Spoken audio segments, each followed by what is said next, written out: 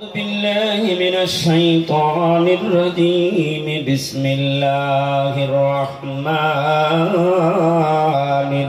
الرحيم طه ما أنزلنا عليك القرآن لتشقى إلا تذكرة لمن يخشى تنزيلا ممن خلق الأرض والسماوات العلى الرحمن على العرش استوى إن الله وملائكته يصلون على النبي يا أيها الذين آمنوا صلوا عليه وسلموا تسليما حقاني درود الشريف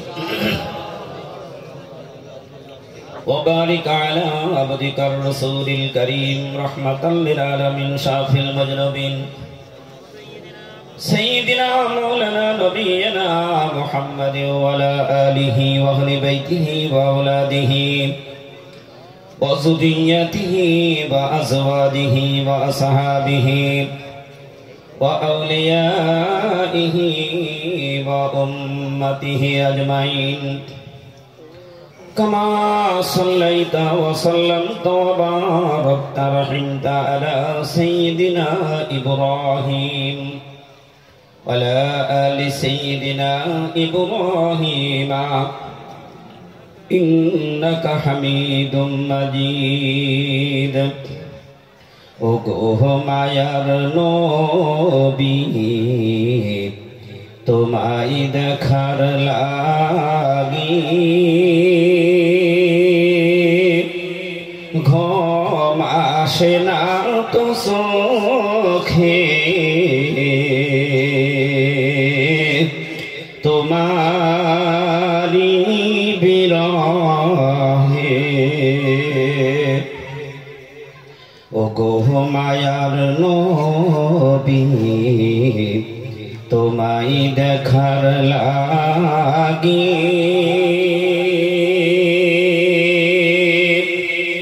ঘুম আসে না তো চোখে তোমারি বিরহে কত আশিক দেখে তোমাকে স্বপ্নে তোমার দেখা কি পাব না আমার জীবনে তোমার দেখা কি পাব না আমার জীবনে ওগো মায়ার নবী তোমায় দেখার লাগি ঘুম আসে না তো চোখে তোমারি বিরহে বিশ্বভূমি ছিল ঘোর অন্ধকারে আলোকিত হলো তোমারি পরশে বিশ্বভূমি ছিল ঘোর অন্ধকারে আলোকিত হলো তোমারি পরশে উম্মত মোরা গুনাহগার তোমায় সরি বারে বার উম্মত মোরা গুনাহগার তোমায় সরি বারে বার মোদের কাউসার পিলায় তোরি ও হাসরে মোদের কাউসার পিলায় তোরি ও হাসরে ও গো মায়ার নবী তোমায় দেখার লাগি ঘুম আসে না তো চোখে তোমারি বিরহে ঘুম আসে না তো চোখে তোমারি বিরহে হক্কানি দরুদ শরীফ सल्ली व सल्लिम व बारिक अला मुजिकर रसूलिल करीम रहमतल लिल आलमीन शाफिल मजनबिन सय्यिदिना मौलाना नबियना मुहम्मदिन व अला आलिहि व अहलि बैतिहि व औलादिहि व ज़ुर्रिय्यतिहि व अज़वाजिहि व असहाबिहि व औलियाइहि व उम्मतिहि अजमाइन كما صليت وسلمت وباركت ورحمت على سيدنا إبراهيم وعلى آل سيدنا إبراهيم إنك حميد مجيد معزز محترم উপস্থিত ওলামায়ে কেরাম উপস্থিত দিনদার দরদি ঈমানদার মুত্তাকি ভাই ও বাবাজিরা পর্দার অন্তর আড়ালে বসা আছে আমার সম্মানিতা মা ও বোনেরা সকলের প্রতি দোয়া পাবার আশায় সালাম জানাচ্ছি আসসালামু আলাইকুম ওয়া রাহমাতুল্লাহি ওয়া বারাকাতুহু যেভাবে সালামের উত্তর দিচ্ছেন তাতে মনে হচ্ছে মুনাজাত জরুরি তাড়াতাড়ি নাকি সালাম দেওয়া হলো তাও বলবেন না সালাম দেওয়া সুন্নাত উত্তর দেওয়া ওয়াজিব সুন্নতের চাইতে ওয়াজিবের দাম কম না বেশি তাহলে এই রকমের আওয়াজ দিলেও বেশি বোঝা যাবে আমি কি আরেকবার সালাম দেব আসসালামু আলাইকুম ওয়া রাহমাতুল্লাহি ওয়া বারাকাতুহু আপনারা সকলে ভালো আছেন ভালো থাকলে তো সরে নড়ে বসলে তো কষ্ট হওয়ার কথা নয় ঠিক কিনা বলেন তাহলে আমি বলেছি এই জায়গাগুলো পূরণ করাবো তা আপনারা আসছেন না কেন এখানে কোনো সমস্যা আছে না ভয় আছে আসেন আসেন আসুন না বাবা কোরআন শুনতে এসেছেন আপনারা যদি ওই ইবলিসকে বসার জায়গা করে দেন তাহলে তো শুনতে পারবেন না চলে আসুন এই যে দেখতে অনেক জায়গা কাছে কাছে আগে এই যে এই পাশ থেকে এরা উঠছে না কেন কি হয়েছে আসুন না বাবা ওঠুন এই জায়গাটা পূরণ করুন আসুন সবাই গুছিয়ে আসেন সিটিপিটি করে সারা মাঠ লোক দেখালি তো হবে না লোক দেখবো তো আমি গুনবো কটা হয়েছে আসেন আগাম যার সামনে খালি জায়গা আছে এই বাবারা কি নড়ছে না কেন হাই হাই কেউ হাসছে যে যা যত বলে বলুক নড়বো না একটু আল্লাহর নামে জিকির করেন আর নড়েন সুবহানাল্লাহ আলহামদুলিল্লাহ লা ইলাহা আসেন এই দিকতে আসেন যার সামনে ফাঁকা জায়গা দেখবো রসুলের ভালোবাসে না শয়তানকে ভালোবাসে আমি কিন্তু পরীক্ষা নেব সুবহানাল্লাহ আলহামদুলিল্লাহ লা ইলাহা সুবহানাল্লাহ আলহামদুলিল্লাহ লা ইলাহা ইল্লাল্লাহু লা ইলাহা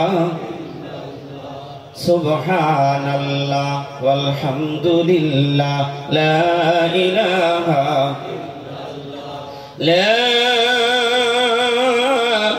إله إلا الله محمد رسول الله সকলে বলি সাল্লাল্লাহু আলাইহি ওয়াসাল্লাম আলহামদুলিল্লাহ সেই মহান আল্লাহ তাবারক ওয়া তাআলার দরবারে লাখ কোটি শুকরিয়া যেই মহান মালিক আল্লাহ রব্বুল ইজ্জত আহকামুল হাকিমিন, যিনি আমাদেরকে ভালোবেসে দয়া করে আজকের এই পবিত্র ওরসিকুল মজলিসে, খাস আল্লাহর মজলিসে, প্রিয় নবী মুহাম্মদুর রাসূলুল্লাহ সাল্লাল্লাহু আলাইহি ওয়াসাল্লামের মজলিসে, শেষ জামানার সংস্কারক, জামানার কুতুব, বিশ্বকোষে উল্লেখিত আরিফ বিল্লাহর বাদশাহ হযরত মাওলানা সুফি মুফতি আযান গাছী রাহমাতুল্লাহ আলাইহির হুকুম প্রাপ্ত এই নুরানি কোরআনি জান্নাতি মজলিসে, যেই মহান মালিক আল্লাহ রব্বুল ইজ্জত আহকামুল হাকিমিন এই পবিত্র শাবান মাসে, পবিত্র দিনে, পবিত্র জান্নাতি মজলিসে আসা এবং বসার সুযোগ করে দিয়েছেন।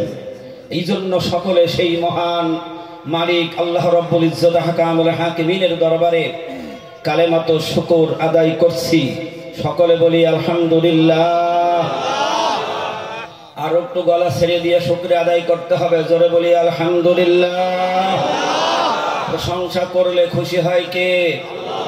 আল্লাহ যদি খুশি হয়ে যায় আর কিছু লাগে? বেজার হয়? কেউ কেউ বলছে না যে কিছু বলা যাবে না, বলা যায় না, পথের মধ্যে ধরতেও পারে, তখন এরম ভয় আছে নাকি? না, আল্লাহ রসুল বলতেন যে আমার মুমর যেই রাস্তা দিয়ে চলে সেই রাস্তার মধ্যে শয়তান প্রবেশ করার হিম্মত সাহস পায় না। কোন মজলিসে এসেছেন একটিবার ভেবে দেখেছেন? সেই আমিরুল মুমিনিন ওমর ফারুক রাদিয়াল্লাহু তাআলা আনহুর ৩৭তম উত্তরসূরি পুরুষ হযরত মাওলানা সুফি মুফতি আযান গাছী রাহমাতুল্লাহ আলাইহি। সুবহানাল্লাহ বললেন না? তাহলে এত বড় মজলিস, এখানে আসার জন্য আপনারা খুশি না? খুশির জন্য তো আনন্দ হই হই হওয়ার দরকার, ঠিক কিনা ধরে বলুন? যারা দেখবেন ওই যে মাঠে অথবা টিভিতে দুটো দল লাভে কিনা, যে যার মহব্বত করে ও কিন্তু এখানে বসে চিৎকার আসতে দেয় না জোরে দেয়? আচ্ছা, টিভির মধ্যে যার পক্ষে ও চিৎকার দেয় ও কি শোনে? কিন্তু শোনেন না, তারপরও কেন দেয়? যে আমি ওকে ভালোবাসি। নিজের মনের আবেগ থেকে, মানে এত জোরে গোল বলবে, ঘরের দরজায় অটোমেটিক ধাক্কায় খুলে যাচ্ছে। কথা হয় কি হয় না বলুন? তাহলে সেইটা বলার মধ্যে নেকি আছে? কোনো বরকত, কোনো উপকার? সে আপনার জন্য কি কোনো মিষ্টি পাঠাবে? যে আমার পক্ষে স্লোগান দিয়েছে সেই ভারতে বসে, আর খেলা হচ্ছে মনে করেন যে আফ্রিকায়, তাহলে ও তো আপনার জন্য কিছু পাঠাবে না, পাঠাবে নাকি? কিন্তু আল্লাহ সুবহানাহু ওয়া তাআলা বলেন, এই কালাম পাকের মজলিসে বলি, আল্লাহর মজলিসে যদি কেউ একবার সুবহানাল্লাহ জবান দিয়ে বলেছে, তার সর্বপ্রথম আমল নামায় ৯০টা নেকি লেখা হবে। তারপরে আল্লাহ সুবহানাহু ওয়া তাআলা ফেরেশতার ডাক দিয়ে বলেন, দুনিয়ার মধ্যে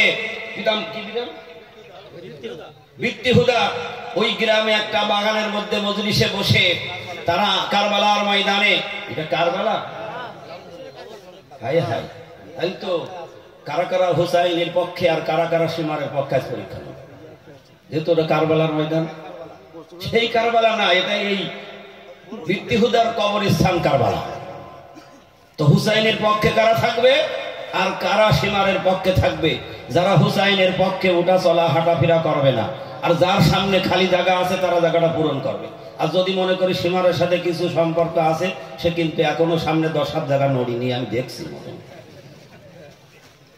কথা সবাই শুনছে কিনা ওর মধ্যে আবার অন্য গল্পের মধ্যে আছে, আল্লাহ ভালো জানে। যে কথা আমার বলার উদ্দেশ্য, আল্লাহ সুবহানাহু ওয়া তাআলা ফেরেশতার বলে, যাও জান্নাত থেকে একটা বীজ নিয়ে যাই, আমার ওই বান্দার নামে একটা বীজ লাগিয়ে দাও। তাহলে সেই বীজ লাগাইলে কি হবে? একটা গাছ তৈরি হবে। আর সেই গাছের ছায়া কত বড় হবে? আল্লাহ রসুল বলেছেন, সবচেয়ে শক্তিশালী ঘোড়া নিয়ে যদি সে ছায়াটা ঘোরার চেষ্টা করে, ৫০০ বছরের রাস্তার প্রয়োজন হবে। তাহলে সুবহানাল্লাহ জোরে বললে লাভ হলো না লস হলো? একদিক থেকে আল্লাহ খুশি হলো, ওর নামে জান্নাতে একটা গাছ তৈরি হলো, আর ৯০টা নেকি আমল নামায় লেখা হলো। শয়তান বেজার হয়ে চলে গেল, কারণ শয়তানকে যে যত খুশি করবে তার জন্য কপাল পুড়ে যাবে। আর যে শয়তানের সাথে জিহাদ করবে, শয়তানের মোকাবেলা করবে, আল্লাহ সুবহানাহু ওয়া তাআলা রাসূল বলেছেন, এই শয়তান হলো পৃথিবীর মানুষের দুশমন। ঠিক না জোরে বলেন? দুশমনি করার জন্য কিন্তু সে কবুল করে নিয়েছে। মনে করছেন এই মজলিসে আর আসতে পারবে না, আমরা দেখছি না তো শয়তান এসেছে। শয়তান যেদিনকে আদম আলাইহিস সালামের জন্য লানতের তক্তা গলায় পড়লেন, সেই দিন ও চিন্তা করলো সর্বনাশ হয়ে গেল। তো একটা জিনিস হুকুম অমান্য করলাম আর এত বড় আযাব, হুকুম মানেনি কয়টা? সেই শয়তান কিন্তু প্রতিদিন বেনামাজির দেখলে স্যালুট দেয়। কেন স্যালুট দেয় জানেন? ও শুধু ভয় পায় যে এই মানুষটা প্রত্যেকদিন আল্লাহর 17টা ফরজ হুকুম অমান্য করে। কয়টা ফরজ হুকুম? কয়টা? সবাই আমরা জানি তো প্রতিদিন কয়টা হুকুম অমান্য হয়? কেমনে 17টা হলো? সবাই আর বলছে না, এরা বলছে যে আল্লাহ কমনে কমনে যায় তার ঠিক নেই, কারণ কোন দশা কমনে যায় তার ঠিক নেই, চুপ থাকা ভালো। না কি বলেন? আপনারা রাগ করছেন? একটু গুছি গাছে না আনিলি তো কোরআন শোনাবো, তো এই জন্য একেবারে হঠাৎ মধ্যে হবে না। তো চিন্তা করলে আল্লাহ যখন লানতের তক্তা ছড়িয়ে দিলেন তখন বলছে, আল্লাহ 6 লক্ষ বছর তোমার গোলামি করলাম, তুমি আমার কিছুই দিবা না? এখন একটা মানুষ যদি কারোর লেবারগিরি করে বা খাটে, যদি কোনো কায়দা করে তোর আর আমার চাকরি দেবো না চলে যা, কিন্তু হুকুম হলো 6 মাসের বেতন দেওয়া, পরের 6 মাস, বুঝেন তো? মানে আজকে ওর চাকরি থেকে তাড়িয়ে দিলাম, আগামী 6 মাসের বেতন দিয়ে খাদাত হবে, তাহলে বাড়িতে খাবে কি? না খেয়ে মরবে না?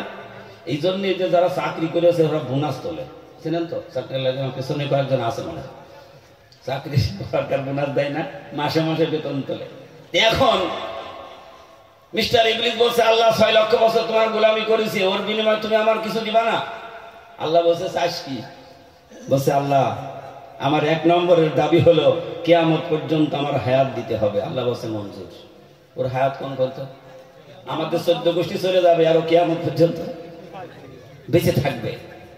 2 নম্বরের দাবি, আল্লাহ আমি জানি তুমি রুজি রুটির মালিক। সুবহানাল্লাহ। তাহলে রুজি রুটির মালিক কে? আল্লাহ। তাহলে তুমি যদি আমার রিজিক না দাও তাহলে তো আমি বন্ধু পাবো না। না খাইলে খাবার না দিতে পারলে বন্ধু পাওয়া যায়? আল্লাহ আমার রিজিক দিতে হবে। আল্লাহ বলেন মঞ্জুর। 3 নম্বরের শর্ত হলো, আল্লাহ তোমার যে আদমের কারণে আজকে আমি পথভ্রষ্ট হয়ে গেলাম, জাহান্নামী হয়ে গেলাম, আমি ওদের পিছনে লাগবো, ভাইতে ভাইতে মারামারি, গন্ডগোল, হট্টগোল, এক দল আর এক দলের বিপক্ষে, এক তরিকা আর এক তরিকার পেছনে সমালোচনা, এই বিভিন্ন কাজে মানে এমন কিছু করে দেব যাতে তারা ওইটা নিয়ে পাগল হবে, মারামারি গন্ডগোল করে মরবে, আসল জায়গায় যাবে না। কেউ বাদাম বেচার দোকানে, কেউ রাস্তাঘাটে, কেউ টাস খেলায়, কেউ আড্ডায়, গল্পে, আমি তাদেরকে লাগিয়ে দেব। কিন্তু ব্যাপার হলো আমি যে তাদের লাগাবো, ওরা যদি আমাকে দেখে তাহলে তো আমার ঠ্যাং আসতো। আল্লাহ ওরা যেন আমাকে না দেখতে পায়। আল্লাহ বলে মঞ্জুর। তাহলে আমি আপনি যতই চেষ্টা করি, দেখা যায় নাকি? কারণ তো কবুল করে নিয়েছে, শয়তান দেখা যায় না। কিন্তু শয়তান সিনেমা হলে যায় না। কোনে যায় না? সিনেমা হলে যায় না, যেখানে বাজে গল্প, গন্ডগোল, ঝই ঝগড়া, মারামারি, ও লাগিয়ে দিয়ে পালায়, যে বলা যায় না আল্লাহর গজব আসতে পারে। কারণ আমি একটা ভুল করে যদি এত বড় গজব হয়, ও প্রতিদিন 17টা হুকুম অমান্য করে। কয়টা হুকুম? 17টা। তাহলে না জানি কখন ওর কাছে গজব আসবে, ওরে সেলট দিয়ে 100 গজ দূরত্ব বজায় রেখে চলে। আর এই যেরকম জায়গায় আসে, কারণ এখানে আল্লাহর রহমত অবতীর্ণ হবে। সুবহানাল্লাহ। কেন আসে? ওই যে পুরো ওই রাস্তার থেকে আমি সরাবো। যখন 3টা শর্ত আল্লাহ বলেন মঞ্জুর, তখন মিস্টার ইবলিস বলছে, আল্লাহ এবার তুমি জাহান্নাম বাড়াও। কি করবা? জাহান্নাম বাড়াও, আমি সব ভর্তি করে দেব। আল্লাহ সুবহানাহু ওয়া তাআলা তার জবাবে বলেছিলেন যে যারা আমার প্রকৃত বান্দা হবে, যারা ঈমান আনবে, তারা কখনো তোমার ফক্করে পড়ে তারা ধ্বংস হবে না।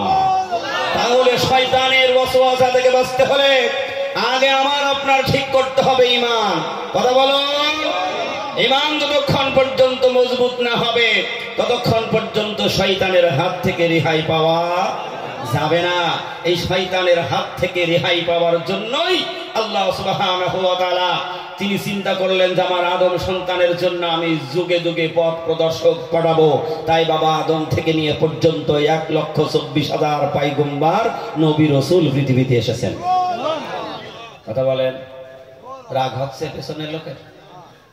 আল্লাহ রাব্বুল আলামিন বলেন, আমি তাদের পথ দেখানোর জন্য আমার পয়গম্বর পাঠাবো, নবী রাসূল পাঠাবো। যারা আমার পয়গম্বরের হুকুম মতো নিজের জীবন চালাবে, পয়গম্বরের আদর্শই যারা আদর্শবান হয়ে যারা এই দিনকে মেনে নেবে, আমি আল্লাহ সুবহানাহু ওয়া তাআলা সারা পৃথিবীর মধ্যে আমি তাদেরকে আগে সম্মানী বানাবো। আমি তাদেরকে ইজ্জতওয়ালা বানিয়ে দেব, বিশ্বের শ্রেষ্ঠ মানুষ বানিয়ে দেব।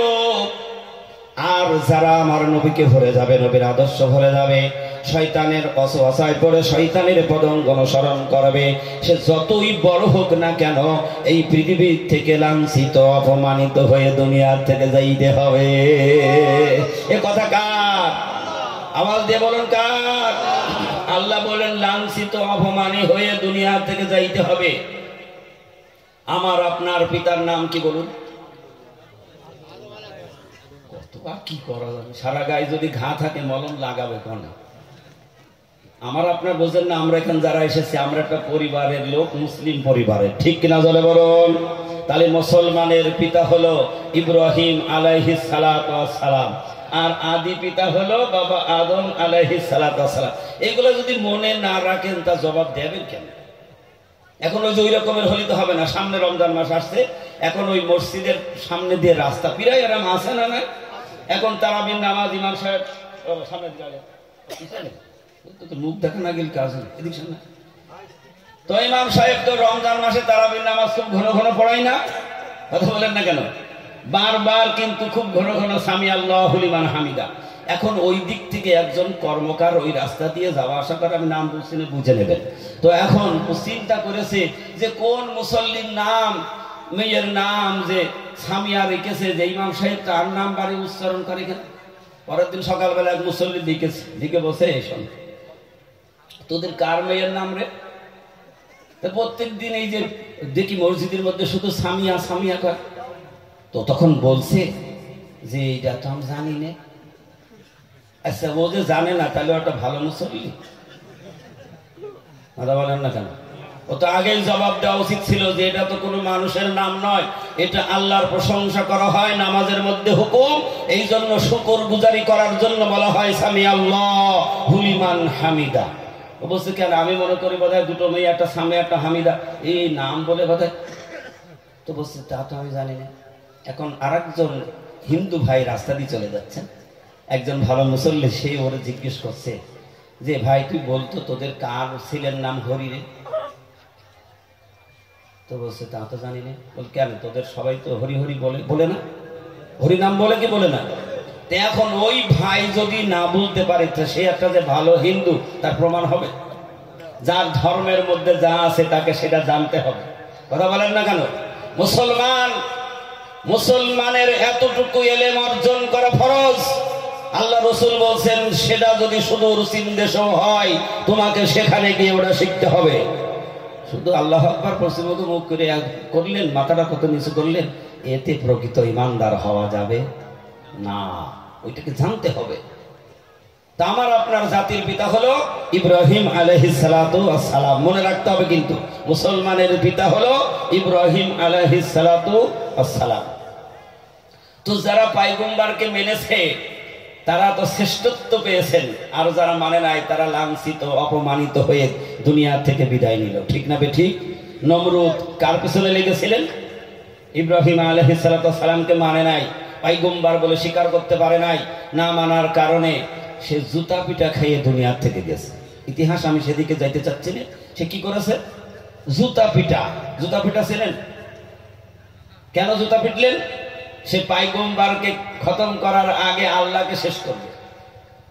তিনি তীর হাতে করে নিয়ে আসমানের দিকে উঠলেন, গিয়ে তীর ছুটছেন। আল্লাহ বলছেন তোকে আর একটু বাড়তি দে, তীরগুলি যা আসবে সব ধরে নিবে, একটা ফেরত দিবি না, যাতে মনে করে যে না ফুটিয়েছে। ফেরেশতারা কি করছে? তীর ধরে নিচ্ছে। তো তবে খালি ধরে নিলে তো হবে না, ওকে প্রমাণ করাতে হবে যে না ইব্রাহিমের খোদা শেষ। কি কর? ওই তীরের সামনে একটা কাতলা মাছ নিয়ে যাই, ধর। সুবহানাল্লাহ বলেন। এ খেলাকার। তারা কাতলা মাছ ধরলেন, ধরার পরে কাতলা মাছের গলায় তীর ফুটে গেল, রক্ত লেগে গেল, তীরটা ফেরত দিলেন। নমরুদ বলছে ঠিক হয়েছে, এবার খতম। তো মাছ তীর আঘাত পেয়ে বড় ব্যথা অনুভব করলেন, আল্লাহর কাছে ফরিয়াদ করলেন, মালিক আমি তোমার কাছে কোন অপরাধ করেছি যে নমরুদের মতো একজন মানুষের তীরের আঘাতে আমার প্রাণটা তুমি উড়িয়ে দিলে? আল্লাহ বললেন আমি তোকে বেইজ্জতি করার জন্য আমি তোকে তীর ফুটাই নাই। পৃথিবীর মধ্যে আমি তোকে শ্রেষ্ঠত্ব করব, কারণ তোরে আমি সাক্ষী বানিয়েছি আমার পয়গম্বরের পক্ষে। আল্লাহ বলছেন না খেয়ে কি জানি। আল্লাহ রাব্বুল আলামিন বলেন, আমি তোকে তোমার পয়গম্বরের পক্ষের সাক্ষী হিসেবে তোরে আমি তীর ফুটাইছি, মন খারাপ করার কিছু নেই। আমি তোর এত মর্যাদা দিয়ে দেব, সম্মান দিয়ে দেব, দুনিয়ার কোনো মানুষ তোর ফেলে যাবে না। তুই যদি মরে যাস তারপরও তোরে কুড়িয়ে নেবে। বিল খালে যদি মাছ ধরতে যায়, মরা মাছ পাইলেও ফেলে না, ও ধরে আর টিপে দেখে পৌঁছেছে কিনা। যদি অল্প পচে তারপরও ব্যাগে নেয়, বাড়ি গিয়ে তেল দিয়ে ভেজে খাবো। তবু কথা বলেন না কেন? কারণ বলেছি যারা পয়গম্বরের পক্ষে সাক্ষ্য দেবে তাদের মর্যাদা কমে যাবে না, বিশ্বের শ্রেষ্ঠ মর্যাদাবান হয়ে যাবে। মাছকে আল্লাহ বলে দিলেন তোরে কেউ ফেলবে না, তুই যদি পচেও দাস তেল দিয়ে ভাজি করে করে তোর খাবে, তাও তোর ছেড়ে দেবে না। আল্লাহর হুকুমে মাছের মর্যাদা বেড়ে গেল না কমে গেল? নমরুদ মনে করলেন ইব্রাহিমের খোদা যেহেতু তীরের আঘাত হয়েছে, সে খতম। আনন্দ করার জন্য ঘোড়ায় চড়ে ময়দানের মধ্যে ঘোরাঘুরি করছে, আর জবান দিয়ে বলছে ইব্রাহিমের খোদা শেষ, এখন ওই মাওলা এতিমটার এবার ধর্ম তারে কর্ম শেষ। আল্লাহ বলছে তুই আগুনেও পুড়াইতে পারিস নাই, তারপরেও তুই এখন আবার তারে শেষ করবি? আল্লাহ বলছে আমার তো অত বাহিনীর দরকার হবে না। দেখি বলছে দেখ তো একটা ন্যাংরা মশা কোন জায়গায় আছে কিনা, যা পাড়ি দে। আল্লাহ জোরে বলেন। ন্যাংরা মশা এসেছে না, এসে দেখছে ঘোড়ায় চড়ে একেবারে তীর হাতে করে তরবারে নিয়ে খুব দাপট দেখাচ্ছে। ন্যাংরা মশা এসে নাকের এই নরম জায়গার মধ্যে ঝুঁকে কেন একটা কামড় দিয়েছে। কামড় দেওয়ার সাথে সাথে আরো দিয়ে থাবা, মানে ন্যাংরা তো উঠতে পারে না, পা বসাল যাহা মাত্র থাবা দিয়েছে আর ধাক্কা খেয়ে ডিগবাদি খেয়ে হেড অফিস। কোথায়? Head office. হেড অফিসে যখন গেছে তখন ওর কাজ হলো ভু করা আর কামড় মারা। এখন ভু করে আর চমকি ওঠে, আর যখন কামড় দেয় ব্যথা করে আবার দেয় থাবা। ও একটু দম নাই, আবার দেয় থাবা। এখন কতবার নিজে থাবাবে? থাবাতে থাবাতে এখন সেনাবাহিনীর বললো দেখো আমি একা থাবিয়ে পারেনি, তোদেরকে চাকরি হলো তোরা আমার মাথা কিলাবি। কি করবি? আচ্ছা মাথা শক্ত না নরম? মাথা নরম, খালি টিপলি হাও গোস পাওয়া যায়। মাথা শক্ত, এখন হাত দিয়ে কতবার কিলাবে, হাত ব্যথা হয়ে যাচ্ছে। এখন নমরুদের পার খড়ম ওই যে কাঠের তৈরি উপরে টায়ারের বেড়ি দিয়া, এখন ওই কাঠ দিয়ে মাথায় টুকটুক করে বাড়ি মারছে, আর একটু মশা থামছে, আবার যেই কামড়াছে আবার নড়াচড়া কাছে দিয়েছে বাড়ি।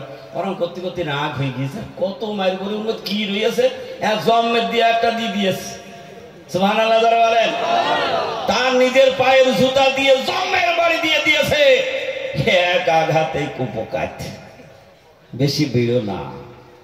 আল্লাহ রাব্বুল আলামিন বলেন শয়তানের চক্রান্ত যতই বড় হোক না কেন, আল্লাহ সুবহানাহু ওয়া তাআলা কালাম পাকের মধ্যে বলেন ইন্না কাইদাশ শাইতানা কানা দাইফা। শয়তানের চক্রান্ত আসলে দুর্বল। আসলে কি? শয়তান যতই বাহাদুরি করুক সে হলো দুর্বল। একটা ইমানদার যদি তার ইমানকে মজবুত রাখতে পারে, ও শয়তান তার কাছে আসতে পারবে না। তাহলে আমরা কি ইমানদার হতে চাই কি চাই না? তো ইমানওয়ালা হতে হলে নিজের এই দিলটাকে খালি করে নিতে হবে। কোরআনের মজলিস থেকে কিছু নিয়ে যেতে হলে অন্তরটা খালি করে বসতে হবে। কারণ কলস যদি ভর্তি থাকে, যত স্বাদের পানি হোক ও কলসে আর বাড়ি, কথা বলেন না কেন, বাড়ি যাবে না। জামানার মুজাদ্দিদ হযরত মাওলানা সুফি মুফতি আজম গাছী রহমাতুল্লাহ আলাইহির দরবারে মুহিউদ্দিন আব্দুল কাদের জিলানী রহমাতুল্লাহ আলাইহির আওলাদ, তিনি একদিক থেকে বড় আলেম ছিলেন, একদিক থেকে তিনি পীরের দায়িত্ব পালন করতেন, হাজার হাজার মুরিদ ছিল।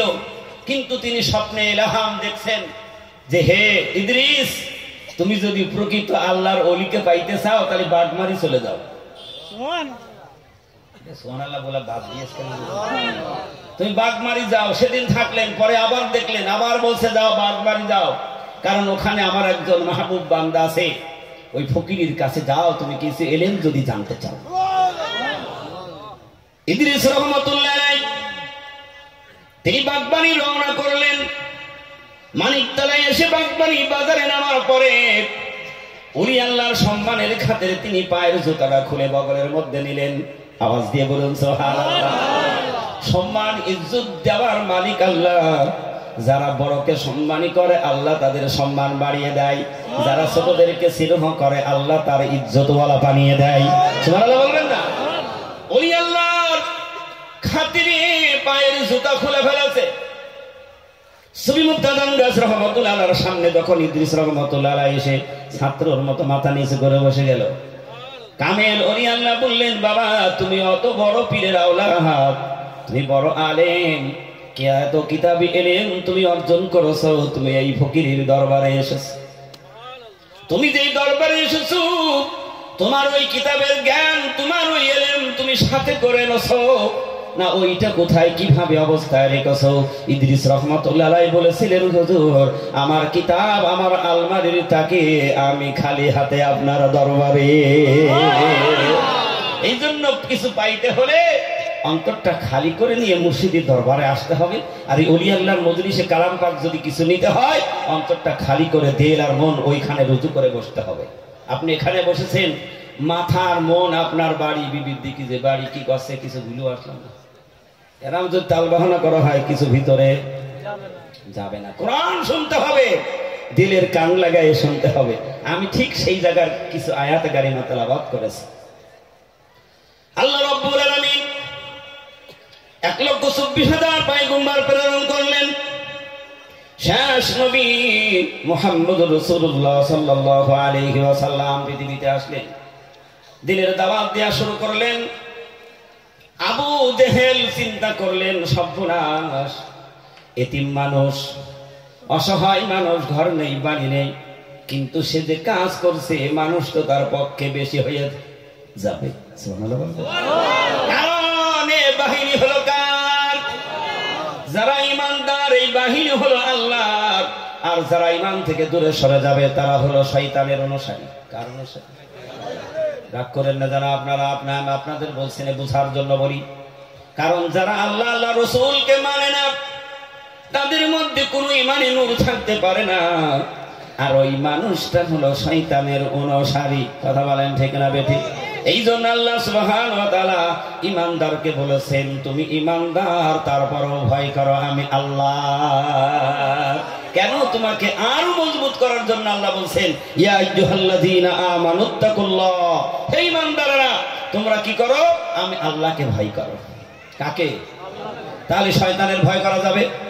কোন মানুষের না, একমাত্র ভয় হবে মহান মালিক আল্লাহ রাব্বুল আলামিনের ভয়। জোরে বলুন না সুবহানাল্লাহ। আবু জেহেল মনে মনে চিন্তা করলেন, আব্দুল্লাহর বেটা মুহাম্মদ যদি এইভাবে কালেমার দাওয়াত দেয় তাহলে মানুষগুলি তো সব তার পক্ষে হয়ে যাবে, আমার হাতছাড়া হয়ে যাবে, আমার ক্ষমতা চলে যাবে। আমি তো এই দেশের প্রেসিডেন্ট, আমার ক্ষমতা থাকবে না, তাকে দামাতে হবে। এই জন্য একটা জিনিস দেখেন, সবচাইতে বেশি বিরোধিতা করেছে ইসলামের কাছের আপনজনেরা। কারা? আপনজনেরা। কারণ যদি মুসলমানের পিতা ইব্রাহিম আলাইহিস সালাতু ওয়াস সালামকে আগুনের মধ্যে ফেলবেন, সড়ক তৈরি করেছেন, কি হয়েছে? খাতি যাবে, তাই এত হইছে, এত গন্ডগোল হয় মাইরেছে। আল্লাহ বয়ান শুনবেন কারা? এই শব্দ দোকান খাতি চলে যায়, একটু আধা ঘন্টা পরে খাদ্য কি হলো? এত তাড়াতাড়ি খাদ্য পাগল হয়ে গেছে। বয়ান তো কেবল শুরু, রাত 12টার আগে শেষ হবে। দরুদ পড়েন, আল্লাহুম্মা সাল্লি ওয়া সাল্লিম বারিক আলা ওয়াজহিকা রাসূলিল কারীম রহমাতাল লিল আলামিন শাফিল মুজনাবিন সাইয়্যিদিনা মাওলানা নবিয়্যিনা মুহাম্মাদিন ওয়া আলা আলিহি ওয়া আহলি বাইতিহি ওয়া আওলাদিহি ওয়া যুররিয়াতিহি ওয়া আজওয়াজিহি ওয়া আসহাবিহি ওয়া আউলিয়াইহি ওয়া উম্মতিহি আজমাইন কামা সাল্লাইতা ওয়া সাল্লামতা ওয়া বারাকতা রাহিমতা আলা সাইয়্যিদিনা ইব্রাহিম ওয়া আলা আলি সাইয়্যিদিনা ইব্রাহিম ইন্নাকা হামিদুম মাজিদ। ইব্রাহিম আলাইহিস সালাতু ওয়াস সালামকে আগুনের মধ্যে ফেলবেন, বিশাল আগুনের কুণ্ড তৈরি করেছেন। কিন্তু দেখা গেল, আমি অনেক লম্বা ঘটনা বলার উদ্দেশ্য নাই, বোঝাবার জন্য বলি, ইব্রাহিম আলাইহিস সালাতু ওয়াস সালামকে যখন আগুনের মধ্যে ফেলবেন সড়কের উপরে বসিয়ে দিয়েছেন, রশি ধরে রেখেছেন। এই রশির টান দিয়ে যখন ছেড়ে দেবে ওখান থেকে ছিটকে আগুনের মধ্যে পড়ে যাবে। ফেরেশতা জিবরিল এসে গেল, এসে ডাক দিয়ে বলে, আল্লাহর বন্ধু ইব্রাহিম, তুমি কি আমাকে একটু অনুমতি দেবে? কারণ আল্লাহ রাব্বুল আলামিন আমাকে 600 দানা দিয়েছেন। কত? 600 পাখা আল্লাহ আমাকে দান করেছে। আমি জীবনে কোনোদিন সব পাখাগুলি আমার কোনোদিন দরকার হয় না। আজকে আমি আপনার কাছে অনুমতি চাই। আপনি যদি আমাকে অনুমতি দিতেন, আমার একটা পাখার বাড়িতে নমরুদের আগুন আমি বঙ্গোপসাগরে ফেলে দেব।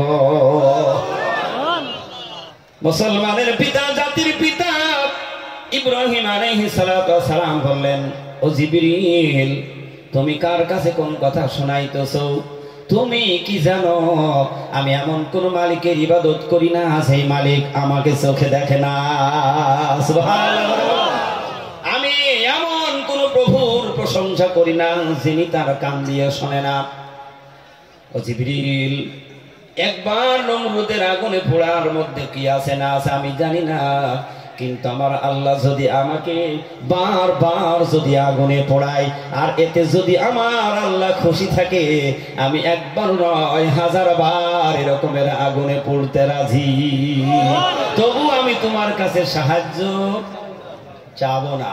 সাহায্য করার মালিক আমার আল্লাহ, তিনি যদি খুশি হয় আমার কোনো অসুবিধা নাই।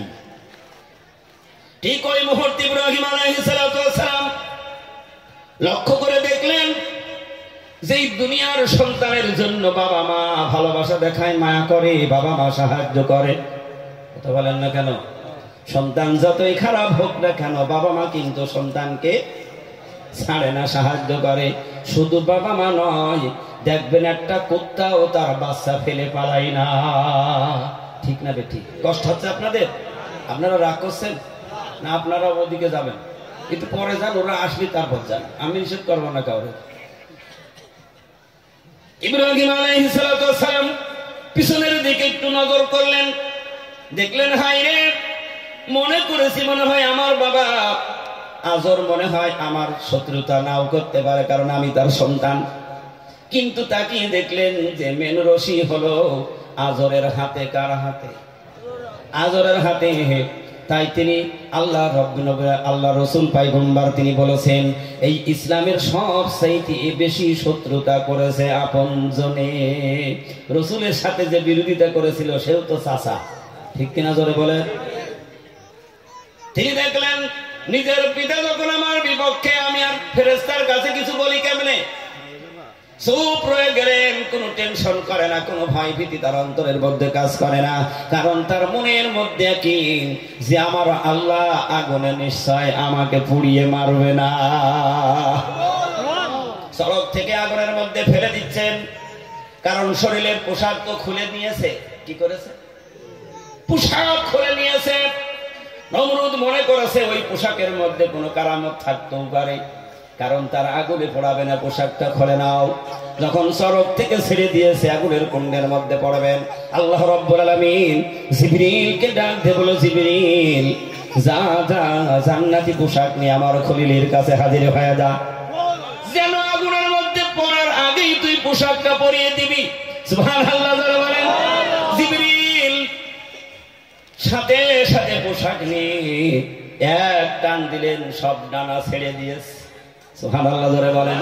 দেখবেন একটা গাড়ির 5টা গিয়ার যদি একবার সব গিয়ার ফেলে যদি টান দেয়, তখন কিন্তু তার গতি কমে না বাড়ে।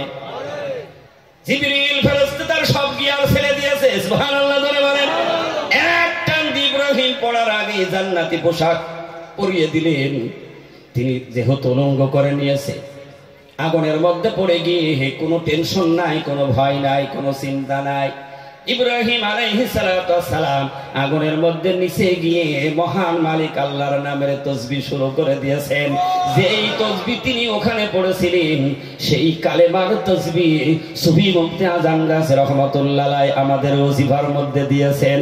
ইব্রাহিম আলাইহিস সালাতু ওয়াস সালাম জবান ছেড়ে দিয়ে আনন্দ চিত্তে পড়ছেন, কুদ্দুসুন রব্বুনা ওয়া রব্বুল মালাইকা মালাইকাতি ওয়ার রূহ। সবাই পড়ি সুবহান কুদ্দুসুন রাব্বুনা ওয়া রাব্বুল মালাইকাতি ওয়ার রূহ। সুবহানাল্লাহ। কোনো টেনশন নেই, তাসবিহ পড়তে আছে। নমরুদ দূরে বসে রয়েছে, দূর থেকে দেখছে কিরে এই আগুনে এত তেজস্বরী বানিয়েছে, 6 মাইল উপর দিয়ে একটা পাখি উড়ে যাইতে পারে না, পুড়ে গেছে। কিন্তু একটা ছোট্ট মানুষ ইব্রাহিমের আগুন কেন পোড়াইতে পারে না? ব্যাপারটা কি? দোতলায় দাঁড়িয়ে চিন্তা করছেন, আর গল্প করছেন, আর ডাক দিচ্ছে কিরে তোর শক্তি কোথায় গেল? একটা মানুষ পোড়াইতে পারলি না। আল্লাহ রাব্বুল আলামিনের সেদিন আগুনের জবান খুলে দিয়েছিলেন। সুবহানাল্লাহ বলেন না? যখনই আগুনের জবান খুলে দিলেন, আগুন ডাক দিল নমরুদ দোতলায় বসে বড় গলায় বক্তৃতা দিস না, পরীক্ষা করতে চাইলে আয়, নেমে আয়। তোরে শুধু নয়, তোর 14 গোষ্ঠী জ্বালিয়ে ছাই বানাই দিতে পারে, কিন্তু আল্লাহর বন্ধু ইব্রাহিমের একটা পশম জ্বালাবার ক্ষমতা আমার নাই। কারণ আল্লাহ আমার পরে নোটিশ জারি করে দিয়েছেন, কুন্নায়ানা রুকুনি বারদাও ওয়া সালামান আলা ইব্রাহিম। আগুন রে, আমার ইব্রাহিমের জন্য শান্তিদায়ক ঠান্ডা হয়ে যা। কি দায়ক?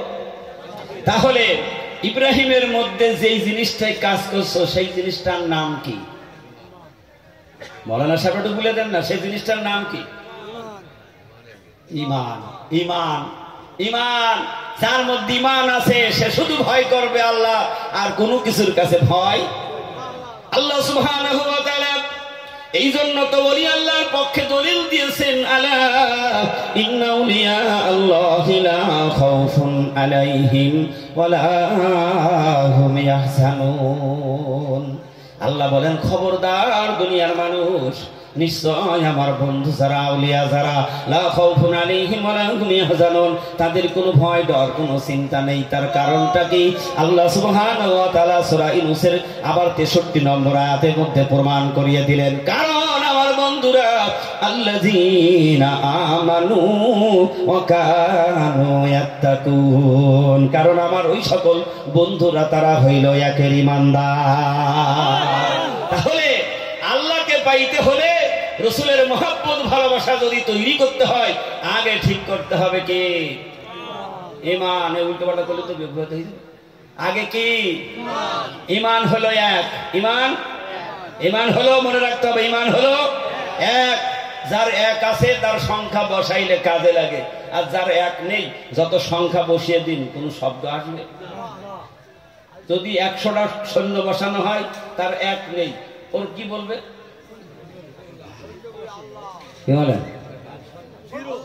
জিরো, মানে ওর কিছু নেই। আর এক থাকলে একটা সৈন্য দিলে 10, 2টো দিলে 100, 3টে দিলে 1000, 4টে দিলে লাখ, 5টা দিলে 1 কোটি। কথা বলে না, হিসাব ভুল হতে পারে, ওর মধ্যে আপনারা অঙ্ক কষে নেবেন। যদি এক না থাকে, আল্লাহকে পাইতে হলে আগে তৈরি করতে হবে ঈমান। আমি যে সূরা তেলাওয়াত করেছি, এই সূরাটার নাম হলো তহা। সূরার নাম কি? তহা। আল্লাহ সুবহানাহু ওয়া তাআলা পয়গম্বরের সাথে যারা বিরোধিতা করলো, তারা কি হলো? নির্যাতিত, অপমানিত, ধ্বংস হয়ে গেল। আর যারা পক্ষে গেল তারা বিশ্বের শ্রেষ্ঠ মানুষ হলো। তা আমি সেদিকে যাব। এখন আপনারা যদি উঠে পালান তাহলে আর আমার যাওয়া হবে না। এটা বলেন না কেন? কারা কারা আমার থেকে চলে যাবেন একটু হাত তোলেন তো। ওই একজন চলে যাবে, বুঝতে পারিনি। ও মদিনার মাটি রে, সকল শোক বুঝি তোর কপালে। ও মদিনার মাটি রে, সকল শোক বুঝি তোর কপালে। ও মদিনা রে,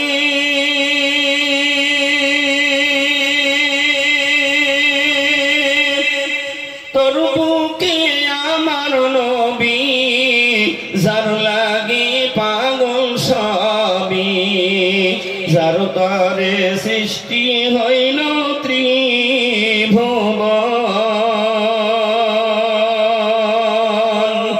কাঁদি আমি সারাক্ষণে, কখন যাব সেইখানে।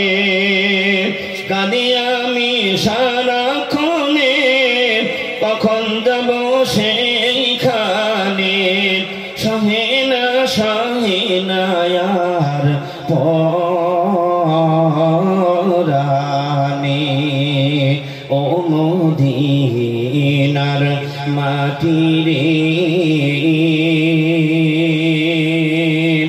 সকল শোক বুঝি তোর কপালে। ও মদিনারে পাখি যদি হতাম আমি, ওড়ে ওড়ে যেতাম আমি।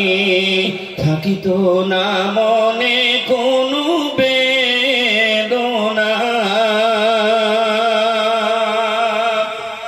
দেহে নাই পাখায় আমার, সাথে নাই টাকায় আমার। দেহে নাই পাখায় আমার, সাথে নাই টাকায় আমার। কেমনে কেমনে যাব সেইখানে, ও মদিনার মাটি রে, সকল শোক বুঝি তোর কপালে। ও মদিনারে তোর কাছে গেলে আমি কত সখী হতাম জানি। তোরে আমি বুঝাইব কেমনে, রওজা মুবারক দিয়ে নবীজিকে সালাম দিয়ে বলিতাম বলিতাম মনের বাসনা। ও মদিনার মাটি রে, সকল সুখ বুঝি তোর কপালে। আমার দিয়ে বলি সুবহানাল্লাহ। আল্লাহর নবী বিশ্ব নবী জনাবে মুহাম্মদুর রাসূলুল্লাহ যখন কালেমার দাওয়াত দেওয়া শুরু করলেন, সবচাইতে কাছের মানুষগুলি বিরোধিতা করলেন, ঠিক না বেঠিক? আবু জেহেল সমস্ত চক্রান্ত শুরু করে দিল, কেমনে মুহাম্মদকে দামানো যায়। কিন্তু আল্লাহ সুবহানাহু ওয়া তাআলা বলেন, যার হাতে আমি আমার কালাম তুলে দিয়েছি ও দুনিয়ার মানুষ তোমরা কোনোদিন তারে নিচে নামাইতে পারবা না। আওয়াজ দিয়ে বলুন সুবহানাল্লাহ। এই গ্যারান্টি কার? তোমার অহংকারে, তোমার মুখের ভূতে আমার কালামের দাওয়াত, কালামের বাণী নিভিয়ে দিতে পারবা না। আল্লাহ সুবহানাহু ওয়া তাআলা কালাম পাকের মধ্যে পরিষ্কার করে সুন্দর করে জানিয়ে দিলেন, ইউরিদুনা লিইউতফিউ নূরাল্লাহি বিআফওয়াহিহিম আল্লাহু মুতিম্মু নূরিহি ওয়ালাউ কারিহাল কাফিরুন। আওয়াজ দিয়ে বলুন সুবহানাল্লাহ। আল্লাহ রাব্বুল আলামিন বলেন, হে অবিশ্বাসীরা, তোমরা মনে করছো তোমাদের মুখের ফুৎকারে আমার কালাম নিভিয়ে দেবে, দাওয়াত বন্ধ করে দেবে, আমার নবীকে তোমরা শেষ তারা হত্যা করে ফেলবে, ষড়যন্ত্র করেছে। আল্লাহ বলেন, না না, পারবা না। আমার কালাম পাককে যতই নিভিয়ে দিতে পারো না, দিতে চাও না কেন? কারণ এই কালামের বাড়ি ঘর হলো আমি আল্লাহর লাউহে মাহফুজে। দুনিয়ার মানুষ ওখান থেকে মুখের ভূ দিয়ে লিভাতে পারবা না। আল্লাহ রাব্বুল আলামিনের পয়গম্বরেরা রিসার্চ করে করে তারা যুক্তি খাড়া করে দিয়ে বুঝিয়ে দিলেন, হে দুনিয়ার মানুষ, এই যে একটি বাতি এখানে জ্বলছে, এই বাতির জ্বলছে, আমরা সবাই যদি এখানে ফুল লাগাই নিভে যাবে নাকি? কথা বলেন না কেন? সবাই কেন টোটাল ভারতের মানুষ এসে যদি ফুল লাগাই নিভাতে পারবো? না লেপবে না, তার কারণ এই বাতির একটা মেন সুইচ আছে, সুইচওয়ালা সুইচ দিয়ে বসে আছে, যদি লিভায় তাহলে লেবে যাবে, তাছাড়া সারা পৃথিবীর মানুষ ফু দিয়ে লিভানো যাবে না। আল্লাহ বলেন মনে করছো আমি কালাম পাক নাজিল করেছি হাত ছাড়া হয়ে গিয়েছে, না না না, আল্লাহ তার গ্যারান্টি দিয়ে বলেন নাহনু নাযালনা যিকরা ওয়া ইন্না লাহু লাহাফিজুন।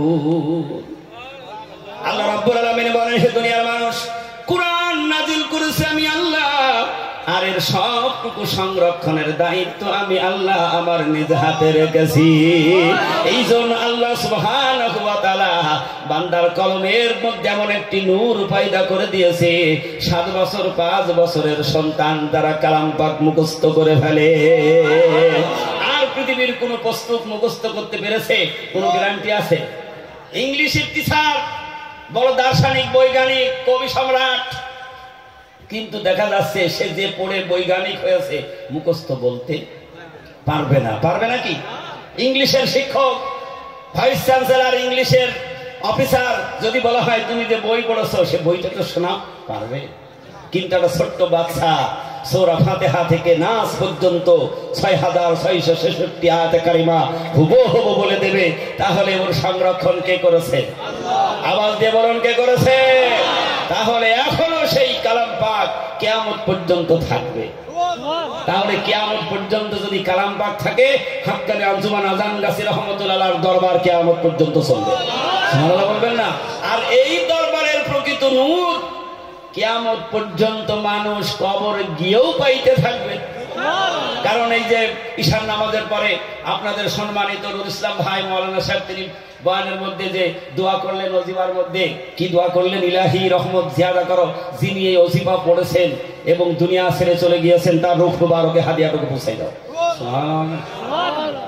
তাহলে যে পৌঁছিয়ে দেওয়ার এই দোয়া বন্ধ হবে যতদিন কালাম পাক আছে, ততদিন বন্ধ হবে না। তাহলে এই দরবারটা হলো আল্লাহ। কার? আওয়াজ দিয়ে বলতে হবে দরবার কার? আরে দরবার চলবে আল্লাহর হুকুমে, তোমার ওই নাকের হংকারে, ওই নিঃশ্বাসের শব্দে চলবে না। কে চালাবে?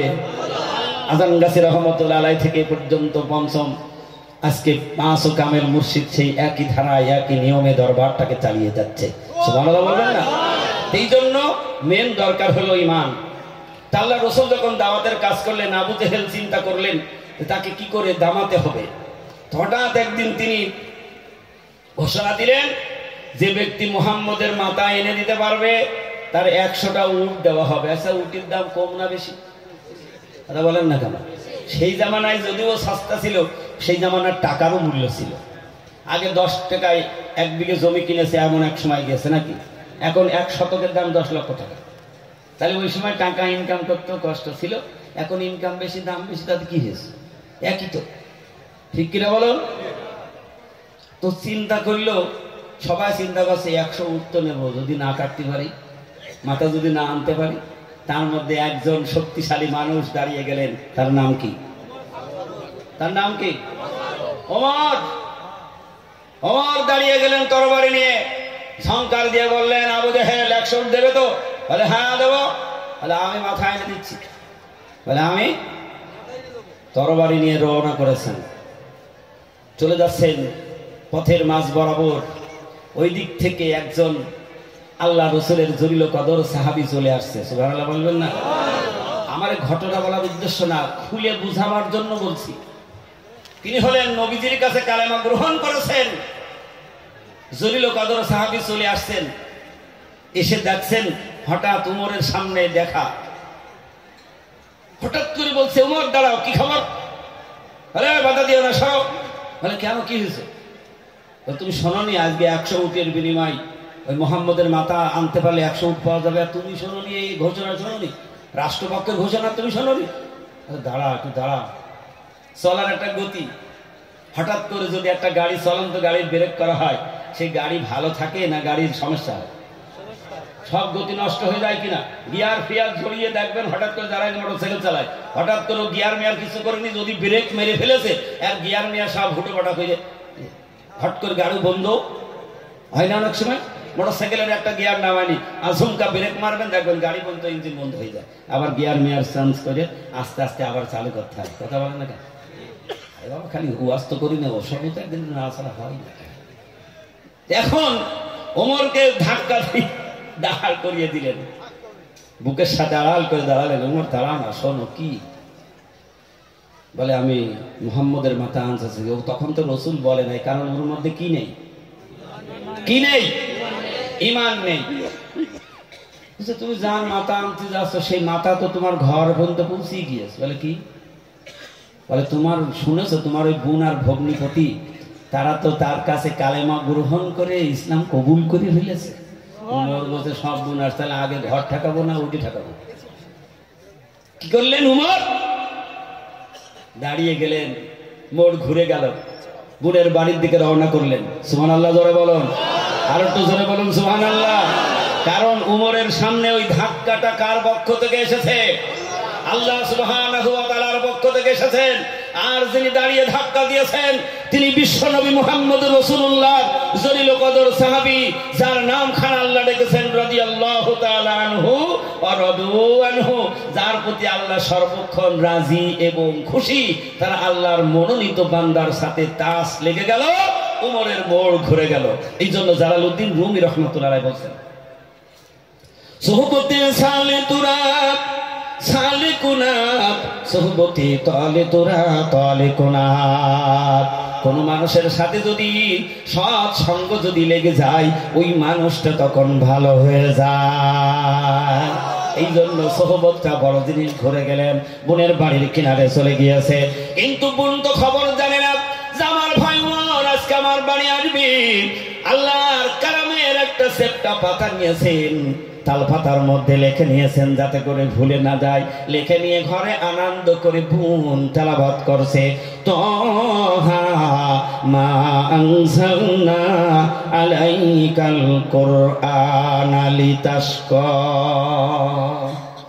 আল্লাহর কালামের মধ্যে এমন মধু আছে, যদি কোনো মানুষ দিল থেকে তেলাওয়াত করে মনে হয় যেন ওই মুহূর্তে কোন ওহী নাজিল হলো। সুবহানাল্লাহ বলবেন না? মনে হয় যেন সবে মাত্র আসলো, 2000 বছর পার হয়ে গেল, এখনো পর্যন্ত পুরাণ হয় নাই। দেখবেন যত সুন্দর গান হোক না কেন, দেশের সব মানুষ একটা গানের পিছনে পাগল হয়ে গেছে। দেখবেন ওই গানটা বেশি নাই, এক সপ্তাহ যাইতে না যাইতে ডিলেট, আর কেউ শোনে না। শোনে নাকি? আল্লাহ সুবহানাহু ওয়া তাআলা বিশ্ব নবীর উপরে কালাম পাকের ওহী নাজিল করে দিলেন। এখনো পর্যন্ত কোন মানুষ পর্যন্ত পড়ে নাই, তেলাওয়াত করতে ভালো লাগে না, মজা লাগে না। দেখবেন আল্লাহ সুবহানাহু ওয়া তাআলা বান্দার মধ্যে এমন কণ্ঠ দান করেছেন, এক এক ইমাম এক এক লাহানে তেলাওয়াত করে, মনে হয় শুধু শুনেই যায়। ঠিক না ঠিক? কেন মজা? কারণ এই মজা কেন? কালাম পাক তো দুনিয়ার কোনো কিছু না হয়, এই কালাম পাক হলো আমার আল্লাহর মুখের জবানের বাণী। যখন যেখানে প্রয়োজন ঠিক তখনই আল্লাহ পাক কালাম পাক নাজিল করে দিয়েছেন। আর সেইটা একত্রিত করে আল্লাহ রাব্বুল আলামিন বললেন ওইটাই হলো ফুরকান, ওইটাই হলো কালামে রব্বানি। সুবহানাল্লাহ। আল্লাহ সুবহানাহু ওয়া তাআলা তিনি এই কালাম পাকের মধ্যে এমন কিছু নূর দিয়েছেন, যদি কোনো মানুষ অন্তরটা ওইখানে লাগায় যদি শুনতে পারে, কালাম পাক তারে আর ফকসাইতে দেবে না। সুবহানাল্লাহ করে বলো, তাকে ধরবে।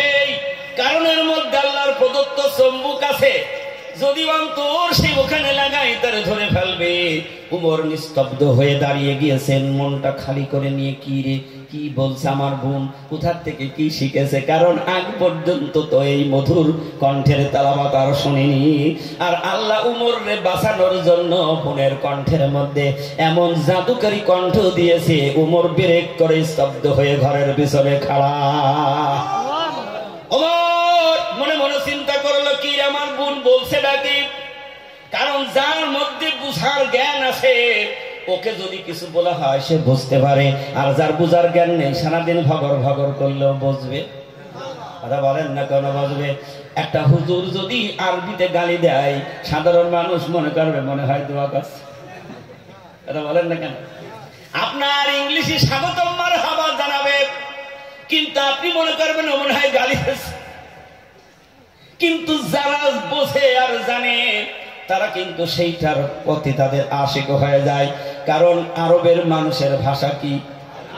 কথা বলেন না কেন? কি ভাষা? আল্লাহ ওখান থেকে জাগরিত করবেন বিধায় আল্লাহ সুবহানাহু ওয়া তাআলা যাতে করে কাছের মানুষ জানতে বুঝতে পারে এই জন্য আরবি ভাষায় কোরআন নাজিল করলেন।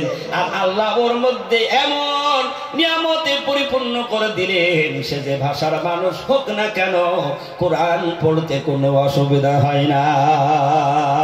তার মাতৃভাষা হিন্দি আছে, কারোর আছে উর্দু, কারোর আছে ইংলিশ, কারোর আছে বাংলা, আছে না নাই? কারণ কোরআনের মধ্যে এমন মজিদ আল্লাহ দিয়েছেন যে ভাষার মানুষ হোক না কেন কোরআনের কাছে এসে যখন তেলাওয়াত করবে তখন মনে হবে সব মানুষগুলি এক মার সন্তান। কিন্তু আল্লাহ রাসূল বলেছেন 16 মাইল পর পর ভাষা চেঞ্জ হয়। এই শান্তিপুর জেলার ভাষা বাংলা ভাষা সবচেয়ে শ্রেষ্ঠ ভাষা। আপনারা চেনেন শান্তিপুর জেলা? হ্যাঁ চেনেন শান্তিপুর জেলা? কোনটা শান্তিপুর? বুড়োর বুড়ো, কারণ শান্তিপুর এখন নাম আর আছে, সেটা কেটে দিয়ে এখন বলা হয় নদিয়া। এই জেলার আসল নাম হলো শান্তিপুর জেলা, যেই জেলায় বাংলা ভাষার জন্ম। সুবহানাল্লাহ জোরে বলুন। কারণ শান্তিপুর বাংলা ভাষা জন্মগ্রহণ করেছে আর কুমিল্লায় গিয়ে আহত হয়েছে। কোথায়? কুমিল্লায় যাই আহত হয়েছে, নোয়াখালী যাই তার মৃত্যু হয়েছে, আর সিলেটে হয়েছে জানাজা। এক ভাষা, এক আকাশের নিচের মানুষ, এক একজনের কাছে এক এক রকম। এই জন্য সবচেয়ে মিষ্টি ভাষার মানুষ হলো এই শান্তিপুর জেলার মানুষ। আওয়াজ দিয়ে বলুন না সুবহানাল্লাহ। তাতে এই জন্য আপনাদের মর্যাদা কম না বেশি? কথা বলেন না কেন? বেশি হলি হবে না, এক মনে আছে তো? কি থাকতে হবে? কি থাকতে হবে? ঈমান থাকতে হবে। যদি ঈমান না থাকে কোনো দাম। ভাষার দার্শনিক ছিলেন, জ্ঞানী ছিলেন আবু জেহেল। আরবের মানুষ তাকে আবুল হেকাম বলে ডাকতো, তার মানে জ্ঞানীর বাপ। কিন্তু ঈমান না আনার কারণে তার খিতাব হলো আবু জাহেল, অর্থাৎ মূর্খের বাপ। তাহলে ভাষার সহি শুদ্ধ বলে ঈমান আনবে না, মনে করছে দাম বেশি, কি হবে? ওমর দাঁড়িয়ে গেছেন, কিরে আমার বোন এত সুন্দর কথা কোত্থেকে শিখেছে? উমর ভাষা জানে, ভাষা জানার কারণে স্তব্ধ হয়ে বেরেক করে দাঁড়িয়ে নিজের জীবন মিলাই। কারণ আল্লাহ বলছে আমি কোরআন নাজিল করেছি কোনো মানুষের ক্ষতি করার জন্য নয়, মানুষের উপকারের জন্য। আমি কোরআন নাজিল করে তোমাকে ছাড় দেই নাই, তোমাকে হিকমতের জ্ঞান শিখাবার জন্য আমি কোরআন নাজিল করেছি। স্তব্ধ বেরেক হয়ে ওমর তেলাওয়াত শুনে শুনে চিন্তা করলো দেখি তো, কারণ তার মধ্যে ঈমান তখন নাই, কারণ তার মেজাজ নরম নাই। বোনের বাড়ির মধ্যে ঢুকে গেলেন, বাড়ির মধ্যে ঢুকার সাথে সাথে বোন দেখে ফেলেছে সর্বনাশ। তারপরও দেখছে ভাইয়ের হাতে কি সর্বনাশ। ওমর আমার বাড়ি কেন? ভাই ভালো আছেন বলে, ওসব ভালো টালো নেই। কি বলে?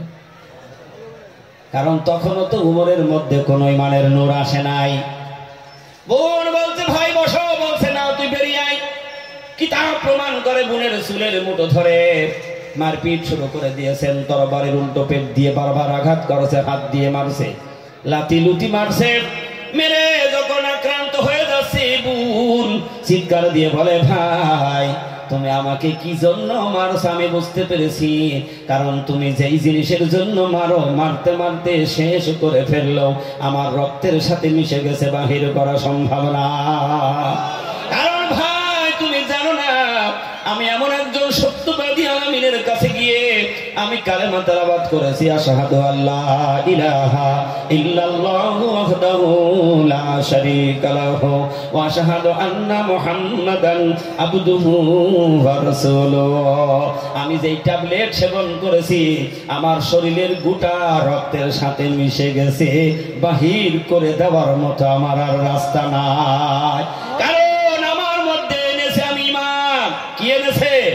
আল্লাহ রাসূল বলেন পৃথিবীর কোন মানুষ যদি একবার যদি কালেমা কালেমা শাহাদাত পাঠ করে নেয়, আল্লাহ সুবহানাহু ওয়া তাআলার পয়গম্বর বলেন 80 বছরের কুফরি গুনাহ আমার আল্লাহ মাফ করে দেয়।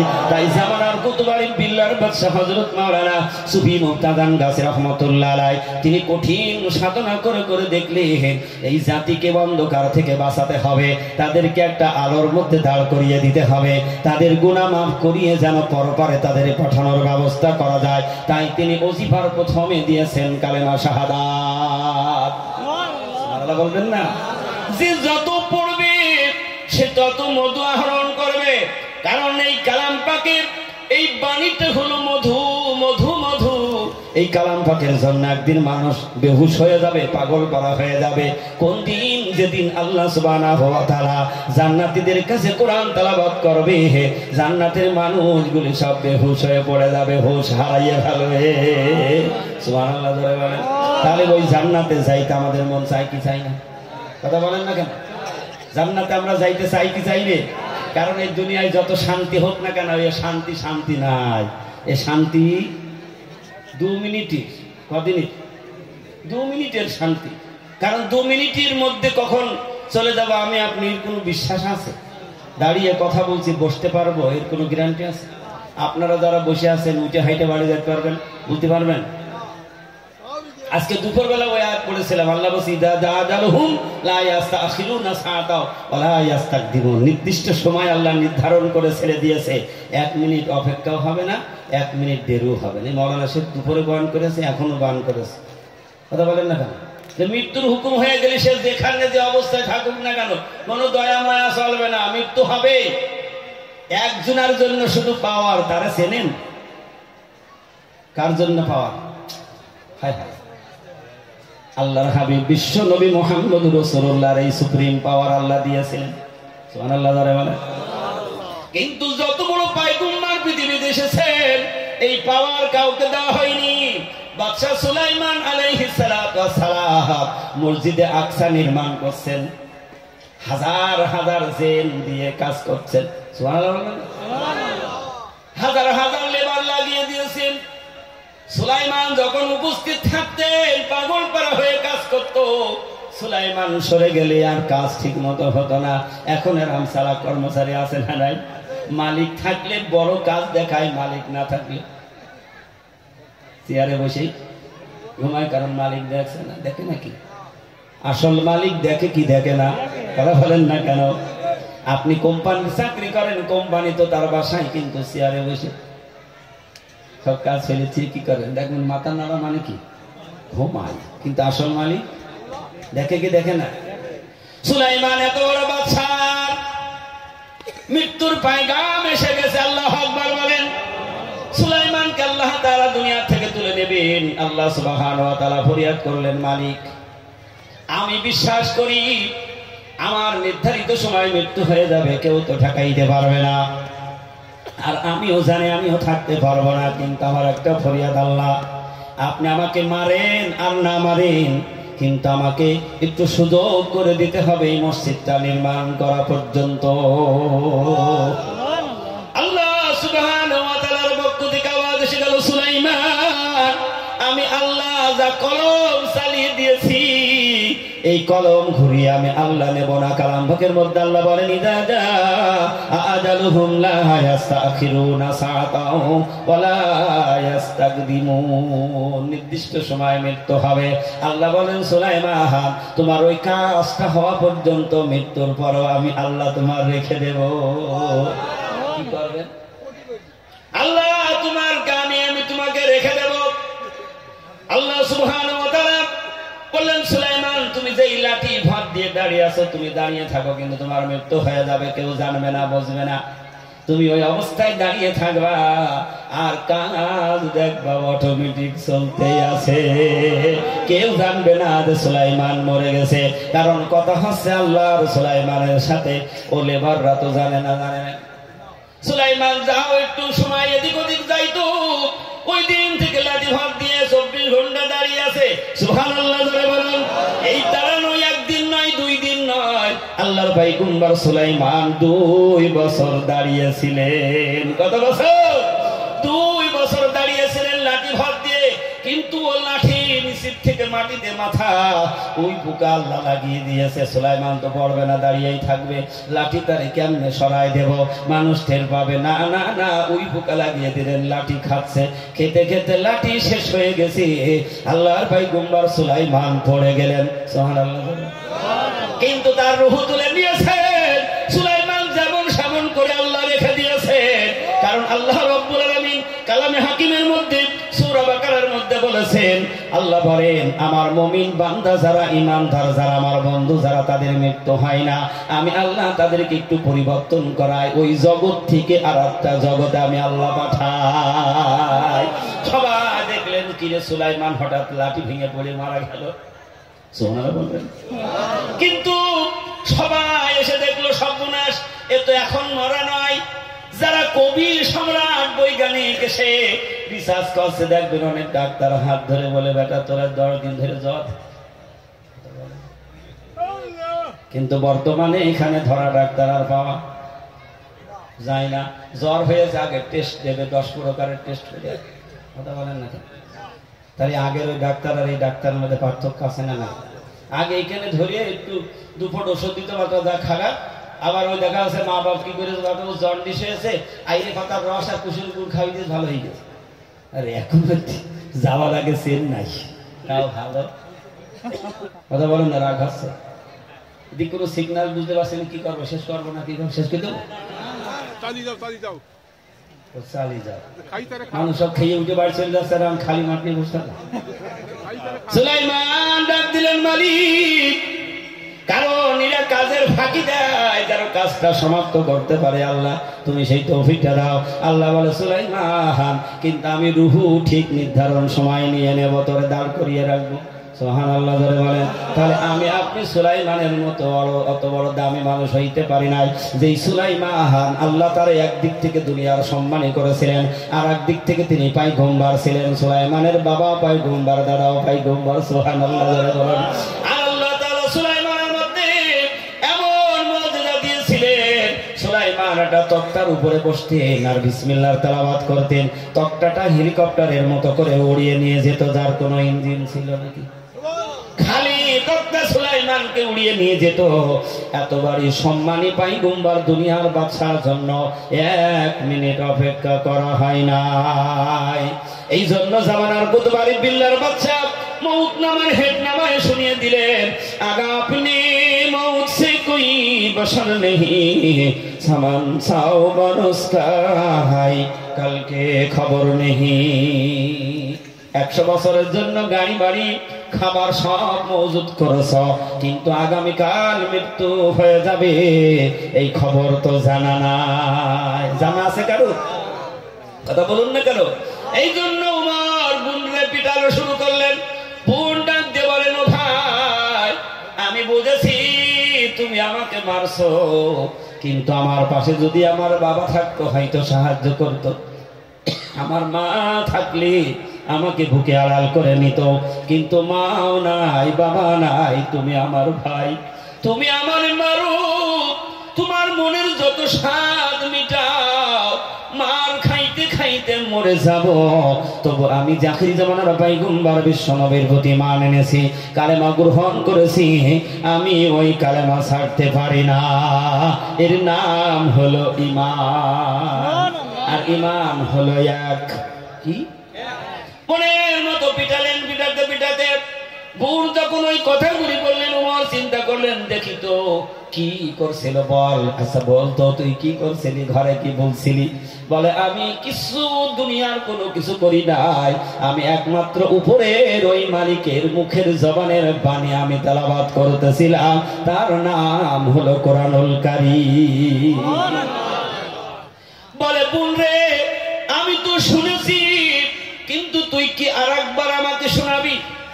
বোন বলেন, এই অবস্থায় তোমার আমি আর শোনাইতে পারবো না, তোমাকে শোনাবো, কিন্তু কিছু শর্ত মানতে হবে। সুবহানাল্লাহ ধরে বলেন। যে ব্যক্তি শুনতে এসে তার মনটা নরম হয়েছে না গরম আছে? নরম হয়েছে না গরম আছে? শুনতে চেয়েছে, মনটা নরম হয়ে গিয়েছে, কারণ ওদিক থেকে একজন সাহাবীর তাসির সোহবত লেগে গেছে।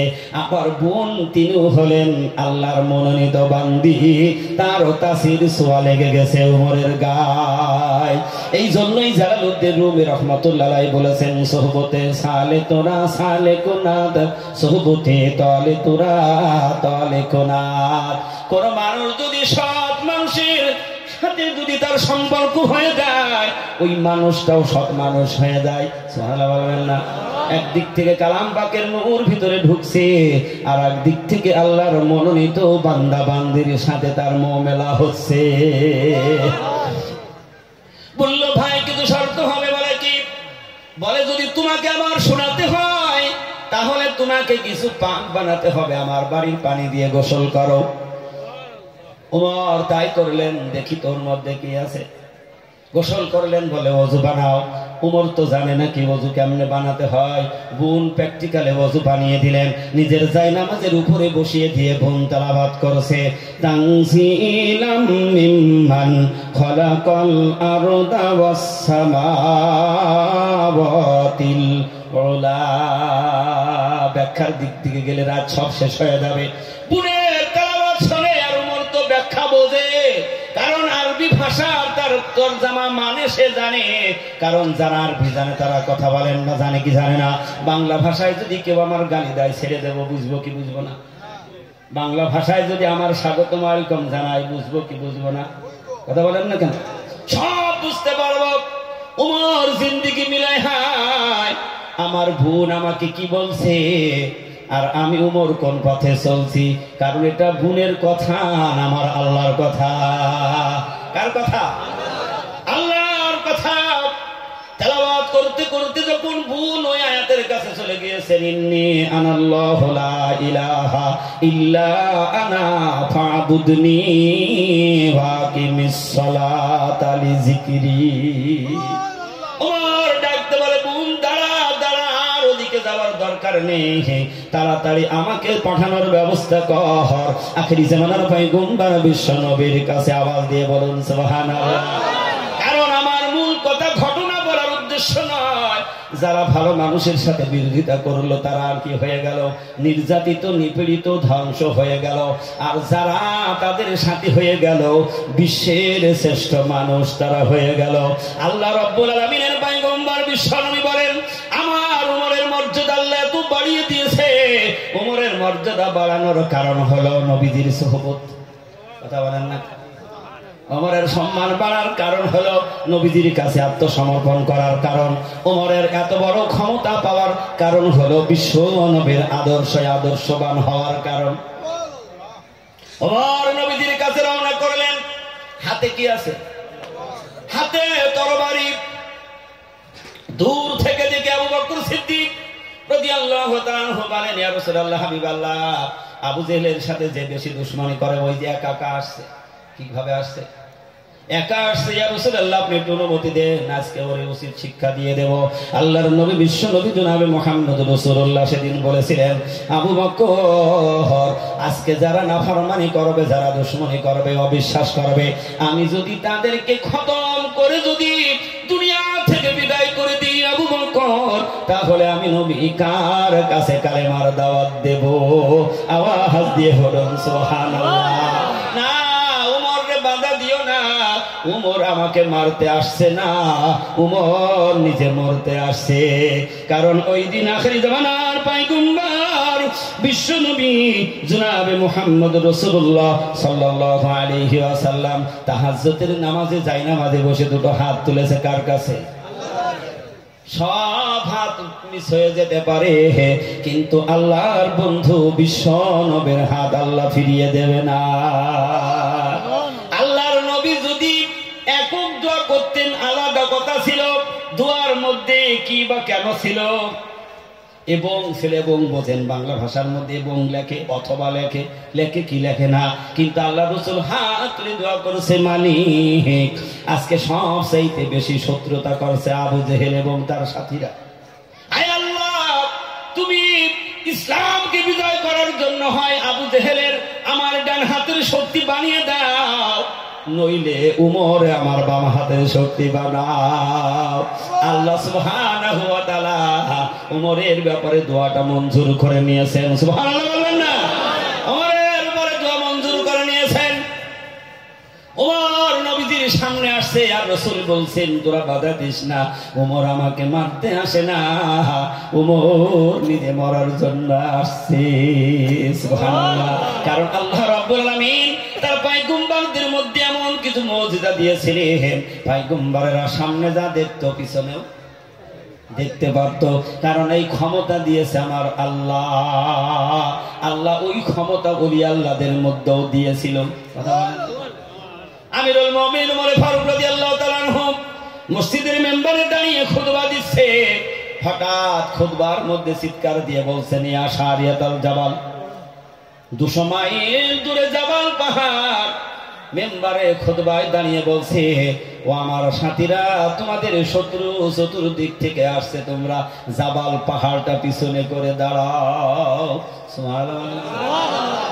সাথীরা জিহাদের ময়দান থেকে ফিরে এসে বলেন, আমিরুল মুমিনিন উমর, যদি তোমার এই কণ্ঠের কথা আমরা যদি না শুনতে পেতাম তাহলে চতুর্দিক থেকে আমাদেরকে ঘিরে ফেলে দিয়েছিল, আমরা সব খতম হয়ে যেতাম। কিন্তু তোমার কথা মতো পিছন জাবাল পাহাড় নিয়ে দাঁড়িয়েছিলাম, দুশ্মনের আমাদের সাথে মোকাবেলায় তারা হেরে গেছে, আমরা হয়ে গেছি বিজয়।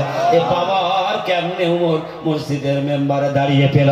আল্লাহ রাসূল বললেন, যারা সত্যকে সাক্ষ্য দেবে আল্লাহ সুবহানাহু ওয়া তাআলা তাদের শুধু বিজয় দেবে না, তাদের মধ্যে আল্লাহ পরিপূর্ণ নূর হিকমত দিয়ে পূর্ণ করে দেবে। ওমর ঘুমিয়ে থেকেও রাতে স্বপ্নের মধ্যে তার পূজাদেরকে সব স্বপ্নের ব্যাখ্যা বলে দিতেন। কথা বলেন। আল্লাহর নবীর সামনে যখন উমর চলে গেল, আল্লাহ রাসূল উমরকে বসতে দিলেন। সাহাবায়ে কেরাম তাকিয়ে তাকিয়ে দিচ্ছেন। ওমর ডাক দিয়ে বলেন, ইয়া রাসূলুল্লাহ, হাবিবাল্লাহ, আমি তো আজকে মন করে নিয়েছিলাম আপনার মাথা নেব 100 উঠবাবো, কিন্তু ইয়া রাসূলুল্লাহ, হাবিবাল্লাহ, আপনার এই নূরের তাজাল্লি মুখ দেখে এখন মনে হচ্ছে আমি আমার জীবনটা আপনার হাতে দিয়ে দিই। সুবহানাল্লাহ জোরে বলো। এই জন্য ওখানে লাগবে হলো এইটা, কি লাগবে? অন্তর। অন্তর দিয়ে